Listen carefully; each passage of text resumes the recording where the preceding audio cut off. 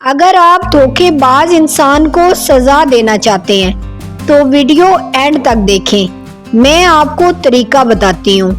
وہ انسان جو آپ کو توڑ کر گیا ہے، جس نے آپ کو دھوکہ دیا، اتنے وعدے کیے اس نے، اب یہ سوچنا ہے کیا ہم اس کو سزا دے کر بھی سکون پا سکتے ہیں یا خود کو اس مقام تک لے جائیں جہاں سکون ہی سکون ہو۔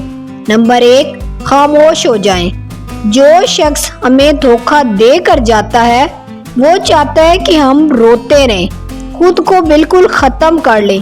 ان کو سزا تب ملتی ہے جب ہم پہلے سے زیادہ مضبوط ہو جائیں۔ آپ خاموش ہو جائیں۔ نمبر 2، خود پر کام کریں، بہتر بنائیں۔ جب آپ اپنا دھیان خود پر لگاتے ہیں، اپنے مقصد پر لگاتے ہیں، اپنے کیریئر اور اپنی صحت پر لگاتے ہیں، جب آپ کامیاب ہو جاتے ہیں اور لوگ آپ کی مثال دیتے ہیں تو اس شخص کے اندر خود بخود پچھتاوا، شرمندگی پیدا ہو جاتی ہے۔ نمبر 3، نظر انداز کرنا ہے آپ نے۔ یہ بھی سب سے بڑا بدلہ ہوتا ہے۔ وہ شخص سوچتا ہے کہ میں نے تو اس کو اکیلا چھوڑ دیا تھا، توڑ دیا تھا، تو اس نے اپنے آپ کو بہتر کیسے بنا لیا میرے بغیر۔